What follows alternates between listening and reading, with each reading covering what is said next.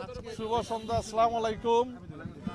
আপনারা জানেন গতকালকে আপনারা অবগত আছেন যে তারেক রহমান সাহেব বাংলাদেশ জাতীয়তাবাদী দল বিএনপির চেয়ারম্যানের দায়িত্ব গ্রহণ করেছেন।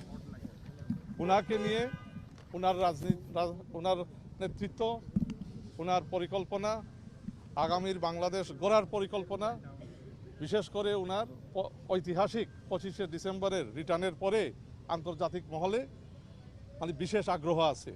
সেই আগ্রহের প্রেক্ষাপটে আজকে ওনার সাথে কলন করেছেন ইইউ অবজারভার ডেলিগেশনের চিফ আইভার জাইজাবস MEP,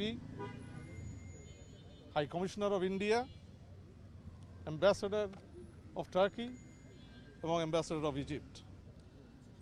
এই আলোচনাগুলোতে ওনারা ম্যাডামের কন্ডোলেন্স মেসেজ ওনার কাছে পার্সোনালি দিয়েছেন। আবার ওনাদের সরকারের পক্ষ থেকে এখানে মত বিনিময় হয়েছে, এক্সচেঞ্জ হয়েছে। ওনার পরিকল্পনা, বিএনপি আগামীতে সরকার গঠন করলে কী ধরনের ডেভেলপমেন্ট প্ল্যান নিয়ে এগিয়ে যাবে, দেশকে গড়বে, দেশের মানুষকে নিয়ে কিভাবে কাজ করবে, এবং আন্তর্জাতিক নীতি কী ধরনের হবে, বিভিন্ন দেশের সাথে কী ধরনের আমাদের পজিটিভ বাইল্যাটারাল রিলেশনশিপ আমরা কীভাবে গড়তে পারি, এইগুলো নিয়েই আলাপ আলোচনা হয়েছে অত্যন্ত কোডাইল একটা অ্যাটমসফিয়ারে। এবং এই বৈঠকগুলোতে যথাক্রমে বিভিন্ন সময় মিটিংগুলোতে উপস্থিত ছিলেন বিএনপির মহাসচিব সাহেব, বিএনপির স্ট্যান্ডিং কমিটির অন্যতম সদস্য জনাব সালাউদ্দিন আহমদ সাহেব, বিএনপির চেয়ারপারসনের উপদেষ্টা মাহাদি আমিন সাহেব, বিএনপি চেয়ারপারসনের প্রেস সেক্রেটারি সালেহ শিবলি সাহেব, এবং আরও অন্যান্য বৈঠকে আন্তর্জাতিক সম্পাদক রাশেদুল হক এবং ডক্টর এনামুল হক চৌধুরী উপস্থিত ছিলেন। জি, ভারতের হাইকমিশনার এসেছিলেন, তাদের সঙ্গে আপনার বৈঠক হয়েছেন। আগামী নির্বাচন এবং পারস্পরিক সম্পর্ক নিয়ে আসলে আপনারা কি বলেছেন, ওনারা কি বলেছেন? এর সাথে একটা যুক্ত করি, ইতিমধ্যে ভারতের সাথে গত 5ই আগস্টের পর থেকে কিছুটা টানাপোড়েন চলতেছে। বিশেষ করে খুবই সাম্প্রতিক সময় ক্রিকেট নিয়ে একটা টানাপোড়েন। সব মিলিয়ে এবারই প্রথম ভারতের হাইকমিশনার গুলশান কার্যালয়ে এসেছেন।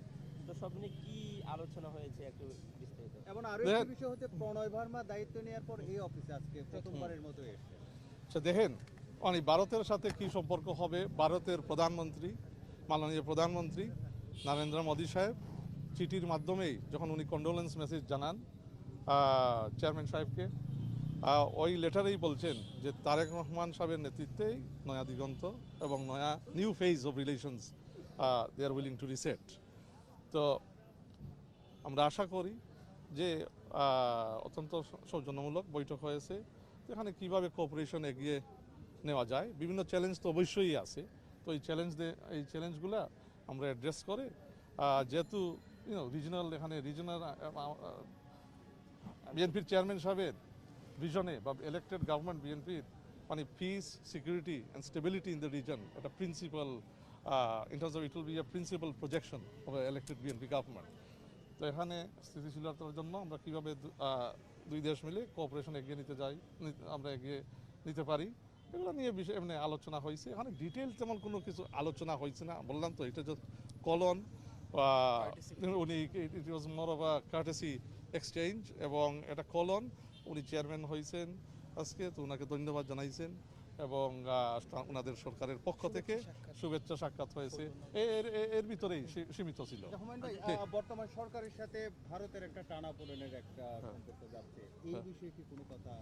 দেখেন, আমি আসলে ভারতকে নিয়ে এক্সক্লুসিভলি আমার কথা এখানে আজকে বলবো না। ওইটা তো এটা ভিন্ন ধরনের টপিক্যাল সাবজেক্ট আছে, bilateral relationship between Bangladesh and Bharat. আজকে আমি বলবো, এখানে আপনি দেখেন তারেক রহমান সাহেব দেশে আসার পরে একের পর এক সরকারের প্রতিনিধি ঢাকায় রাষ্ট্রদূতরা ওনার সাথে মিলিত হচ্ছেন, সাক্ষাৎ করতে আসছেন। এই আগ্রহ নিয়েই যে উনি আগামীতে এশিয়া প্যাসিফিকে একজন গুরুত্বপূর্ণ নেতা, শুধু বাংলাদেশের নয়। ওনার আসার ঐতিহাসিক যে রিটার্ন 25 তারিখে আর মানুষের সমাগম ঢাকাতে, ওইটা দেখে বিশ্বমহল, বিশ্ববাসী, বিশ্ব স্টেক হোল্ডাররা, যারা ওয়ার্ল্ড পলিটিক্যাল লিডার্স, এটা বুঝতে পারছেন যে তারেক রহমান সাহেব একজন গুরুত্বপূর্ণ নেতা, not just only for his country but for the reason. তো স্বাভাবিকভাবে ওনার প্রতি এখন ইন্টারেস্ট, আগ্রহ আছে কীভাবে বাংলাদেশের সাথে মিলে আগামীর মানে রাজনীতি আপনার রিজনে এবং ইন্টারন্যাশনালি আমরা এগিয়ে নিতে পারি। তো এটা মানে স্বাভাবিক, ওনার সাথে যে যোগাযোগগুলো হচ্ছে ওই আগ্রহ থেকেই হচ্ছে।